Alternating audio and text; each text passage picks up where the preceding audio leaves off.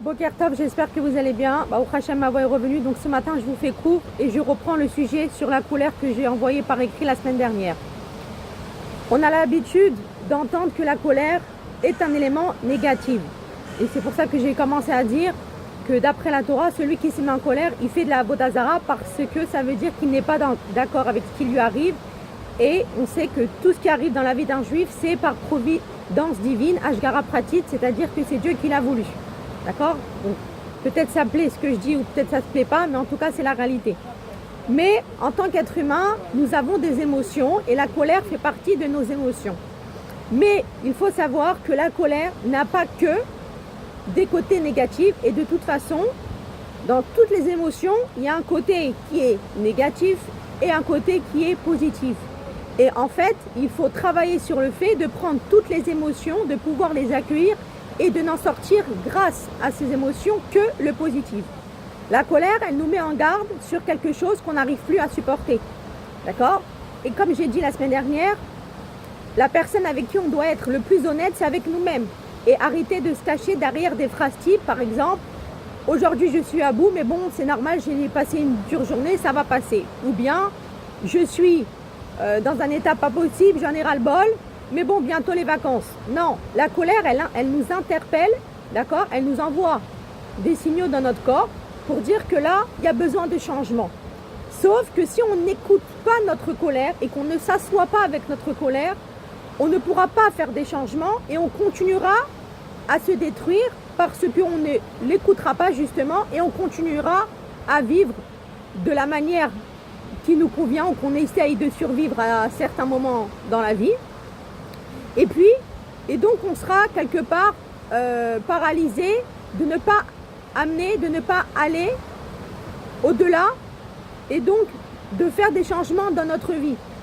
Maintenant, vous allez beau apprendre des conseils à droite à gauche, la décision de faire véritablement un changement profond dans nos vies, c'est que nous qu'on peut la prendre cette décision-là. Et derrière cette colère, ça refoule plein de choses. Parce qu'à un moment donné, la colère, il faut savoir qu'elle n'arrive pas tout d'un coup. On ne se lève pas un matin en disant « je suis en colère ». Non, c'est une accumulation de plein de choses qui est arrivée dans notre vie, ou au travail, ou avec les enfants, ou à la maison, etc. etc. Et en fait, qu'on n'a pas entendu cette colère-là et qui a été accumulée dans notre inconscient, d'accord? Et qu'on passe à côté et on fait notre entrain quotidien sans en prendre compte. Et donc, ça fait la cocotte minute, c'est-à-dire qu'on accumule, et à un moment donné, on explose. Et les autres, là, ils nous regardent d'un air suspect en disant « mais qu'est-ce qui t'arrive? Pourquoi tu te mets en colère? Il n'y a rien de grave de qu'est-ce qui t'est arrivé aujourd'hui. » Mais en fait, c'est une colère qui remonte déjà depuis très longtemps, qui a été à l'intérieur de vous. Mais sauf que ça y est, vous avez explosé la cocotte minute, d'accord? C'est comme une marmite avec de l'eau bouillante et qu'on met une couvercle dessus. Pour pas que ça déborde, il faut enlever la couvercle et plaf, ça explose. Et bien là, c'est pareil, c'est que la colère, elle était déjà chez vous depuis un certain moment. Vous ne l'avez pas vu venir, vous ne l'avez pas accueillie, cette colère, vous ne l'avez pas accueillie, vous ne l'avez pas entendue et donc vous explosez. Et donc c'est la cocotte minute, c'est un débordement d'accumulation de choses qui vous est déjà arrivé. Ou bien la colère, on l'implose, c'est-à-dire qu'on va rentrer en burn-out, parce que implose c'est le contraire d'exploser, d'accord? Mais on va faire un burn-out et donc cette colère-là, on va la garder pour nous. On va la garder pour nous et on va se sentir pas bien. Donc en fait, ce qu'il faudrait faire, c'est qu'il faut prendre cette colère-là et la transformer dans du positif. C'est-à-dire qu'il faut savoir l'accueillir, il faut savoir l'écouter, il faut savoir qu'est-ce qui ne va pas dans ma vie, là où je veux améliorer les choses, où je veux changer. C'est-à-dire que la colère, c'est un start-up pour dire et prendre conscience que là, bouton rouge, alarme, attention, ça ne va pas. D'accord? C'est comme quand on se fait mal. Et ben, quand on se fait mal et que voilà, on tombe et qu'on a un bleu, etc. Le bleu, il est sorti. Et en général, quand un bleu, il sort sur le corps, ou d'accord, ou quand on tombe sur la tête, etc. Quand un bleu, il sort, c'est bon signe, c'est que le bleu, il n'est pas resté à l'intérieur de nous. Et donc, il ne va pas faire une hémorragie, mais il est sorti. La colère, c'est exactement la même chose. La colère, il faut la sortir, mais d'une manière positive. Parce que c'est sûr que si vous allez crier sur tous les toits, etc., en disant « je suis pas bien, vous faites un appel au secours, aidez-moi, etc. », les gens, ils vont vous regarder, ça arrive souvent, d'un air bizarre en disant « mais ça va pas, on a manqué quelque chose, elle est folle aujourd'hui, il y a quelque chose qui ne va pas. » Mais en fait, vous étiez mal déjà depuis un certain moment.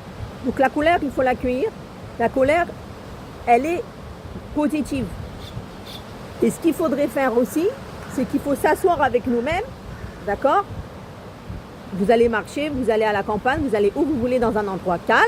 Si vous voulez, vous prenez une feuille et un stylo, vous notez tout ce qui vous dérange dans votre vie et vous essayez, vous, de trouver des solutions. Alors, il y a des choses que dans notre vie, que ça fait partie de nous, c'est dans notre conception, c'est dans notre vie et on ne peut pas changer ces choses-là. Mais, même si on ne peut pas les changer, que ça fait partie de nous, d'accord?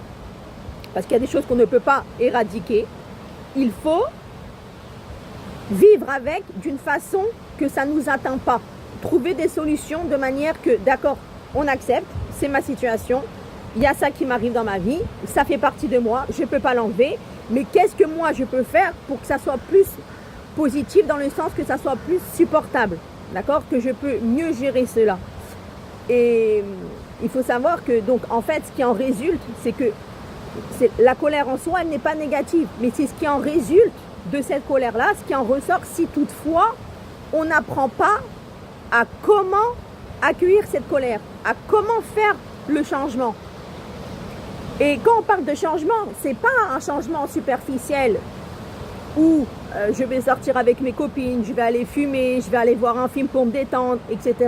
On ne parle pas de changement superficiel, parce qu'une fois que vous êtes revenu de vacances, une fois que vous avez vu votre film, que vous avez fumé votre cigarette, etc., vous vous retrouvez à un moment donné avec vous-même dans l'état, dans le même état avant de regarder votre film, avant de partir en vacances, etc.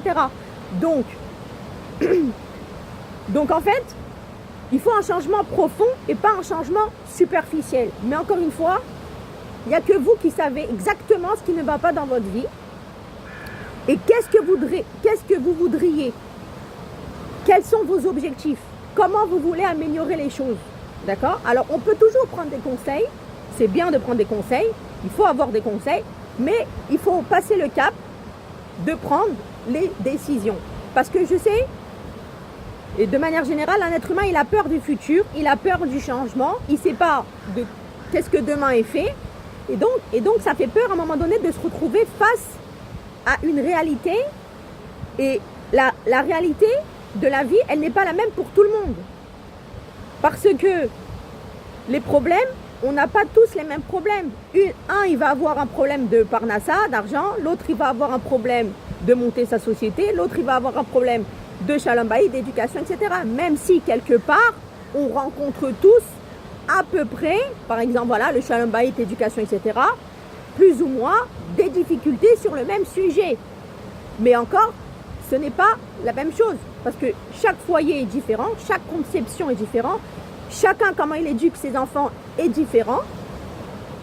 Et donc, c'est qu'est-ce qui nous convient à nous-mêmes. Par exemple, une copine, que vous allez lui parler que vous avez un problème d'éducation, d'accord? Vous allez dire, ah ben moi aussi, j'arrive pas avec mes enfants, ils sont durs, etc.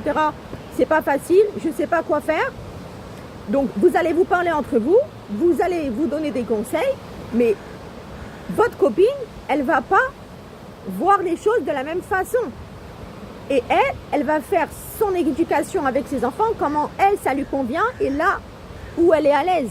C'est-à-dire que c'est comme un régime, en fait, ce que je suis en train de vous dire. C'est quand on va voir un nutritionniste, c'est un régime bien précis pour chaque personne, selon sa morphologie, selon ses activités au quotidien. Si elle marche, c'est de base, elle a l'habitude de faire du sport ou non. Il ne va pas donner le même régime à deux personnes, même si les deux, ils font 1m85. Un exemple. Donc, vous avez compris. Donc, en fait, l'idée, c'est voilà, d'accueillir la colère, de faire un vrai changement profond à l'intérieur de nous. Alors, c'est vrai, c'est pas facile. Ça demande beaucoup de remise en question, ça demande de nous connaître, de savoir qui on est, etc. Mais il faut savoir aussi qu'est-ce qu'on ne veut pas. Parce que quand on élimine ce qu'on ne veut pas, forcément après, ça laisse la place à donc je veux pas ci, je veux pas ça, donc je suis arrivée quelque part dans un entonnoir en disant donc si je veux pas ci, je veux pas ça, Donc, qu'est-ce qui me convient? Parce que ne pas savoir aussi ce qui nous convient, ce qui ne nous convient pas, ne pas savoir ce qui ne nous convient pas, eh ben, ça va déboucher à donc qu'est-ce qui nous convient. Vous avez compris? Donc en fait, donc voilà, donc c'est l'idée que je transmets aujourd'hui oralement, d'accord? Parce qu'à l'écrit, je sais que c'était long et que c'était compliqué parfois à comprendre. Donc la colère, c'est un start-up. Mais on ne peut pas s'appuyer tout le temps sur la colère parce que la colère, c'est pas une essence, d'accord? À un moment donné, on va se brûler, c'est épuisant de se mettre en colère, etc. Et d'accueillir cette colère. Donc, c'est pas un moteur qu'on va utiliser au quotidien. Il ne faut pas l'utiliser au quotidien, d'accord? C'est comme qu'on met l'essence dans la voiture, et ben, on va pas mettre l'essence tous les jours. On va faire le plein et selon nos activités, nos déplacements, combien de fois nous mettons l'essence, ça dépend de chacun combien il utilise dans la semaine sa voiture, d'accord? Et ben là, c'est pareil. La colère, elle est là. Elle fait partie des émotions qu'un être humain il a. Qui ne connaît pas dans sa vie la colère? C'est comme je vous dis, qui ne connaît pas la tristesse, qui ne connaît pas la joie? À un moment donné, on passe tous par ces émotions-là, mais on ne les accueille pas et on ne les écoute pas de la même manière. Maintenant, si à chaque fois, on refoule, on ne veut pas faire face parce que justement, la vérité est trop dure à accepter, la situation elle est trop dure et on ne se pose jamais avec notre colère, on ne s'assoit pas, on ne se pose jamais avec, donc c'est ce qui peut arriver, ce qui va arriver qui est destructif. Parce que si on a la main dessus et on accueille notre colère et avant que la catastrophe elle arrive, on a la main dessus, on a la prise de conscience dessus et donc ça va nous amener à un changement, on peut éviter des catastrophes, on peut éviter d'être surpris par un événement qu'on n'aura pas vu venir et que ça nous a un peu contrarié, comme si on s'est pris une claque à la figure, d'accord? Mais n'oubliez pas que chacun là où il est, à son niveau, dans sa vie, dans son quotidien, etc., nous avons un grand potentiel de pouvoir changer. Ceux qui vous disent c'est pas possible, toi tu resteras toujours comme ça, etc., j'ai envie de vous dire c'est pas vraiment vos amis. Parce que quelqu'un qui veut votre réussite, quelqu'un qui veut votre bien, il va vous dire des phrases positives, il va vous donner des conseils positifs, il peut même vous orienter, d'accord? Et il va être là, vous soutenir, ou physiquement, ou psychologiquement, ou moralement, etc., etc. Mais les gens qui sont jaloux et qui ne veulent pas votre réussite et que de toute façon, voilà, ils auraient aimé en vrai être comme vous, mais ils ne s'assument pas, le seul moyen qu'ils ont, ces gens-là, c'est de casser l'autre. Mais même si on vous casse, j'ai envie de vous dire, prenez toutes ces cassures et faites-vous votre force. C'est-à-dire que je ne sais pas si vous avez déjà ressenti à l'intérieur de vous-même une rage, d'accord? Une rage qui englobe plein d'émotions, c'est-à-dire la tristesse, qu'est-ce que je peux vous dire encore? Qui englobe plein d'émotions, c'est-à-dire la tristesse, la rage de l'injustice, plein de choses. Et c'est une rage en fin de compte positive parce que ça va vous booster et ça va vous emmener de l'avant. Mais si on prend toutes les cassures, tous les remarques, etc., et on les accumule et on se sent complètement détruit, là, c'est problématique parce qu'on n'arrivera pas à aller de l'avant. Donc, mais ce que je suis en train de vous dire, certes, c'est un travail, certes, c'est très dur, mais tout le monde est capable d'aller de l'avant, même dans la pire catastrophe. Quand on regarde ce monde, la guerre, ce qui se passe, etc., il y a des situations que vraiment, on ne s'en remet pas, que vraiment, ça nous a marqué, ça nous a fait un coup, ça nous a démoralisé au plus profond de notre être. Mais la vie est qu'il faut remonter. Parce que si on ne remonte pas, qu'est-ce qui se passe? On peut avoir le burn-out et au-delà, se retrouver en psychiatrie, dans les hôpitaux, etc., etc.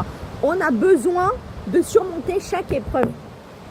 Et on a besoin de mettre à plat ce qui ne convient pas dans notre vie et trouver la meilleure façon de pouvoir surmonter cette épreuve-là. D'accord? Donc, vous avez une force incroyable à l'intérieur de vous. Il faut puiser à l'intérieur de vous. D'accord? Prendre toute cette force-là, prendre toutes les ondes que vous avez à l'intérieur de vous qui vous dit tu as besoin de changement. Ça suffit, tu peux plus te contenir. Ça y est d'être trop gentil, c'est pas possible, etc., etc. Chacun il connaît ses signaux et faites-vous un changement profond. Ça va vous faire un bien fou. Et entourez-vous que des gens qui vous aiment et les gens qui sont toxiques, vous en écartez. Alors des fois on ne se rend pas compte que c'est des gens qui sont toxiques, mais à un moment donné, votre inconscience, elle rentre dans votre conscience et elle vous parle. D'accord? Et donc c'est pas imaginaire ce qu'elle vous dit. Il faut être encore une fois à l'écoute, il faut être observatrice, observateur. Et si Dieu veut, on changera dans le bon côté. Voilà. Une hygiène, on fait attention à notre hygiène physique. De la même manière, il faut faire attention à notre hygiène morale. Parce que si on n'a pas un esprit sain, on ne peut pas avoir un corps sain et on ne peut pas faire des choses saines. Sur ce, je vous embrasse, bonne journée, des bonnes nouvelles.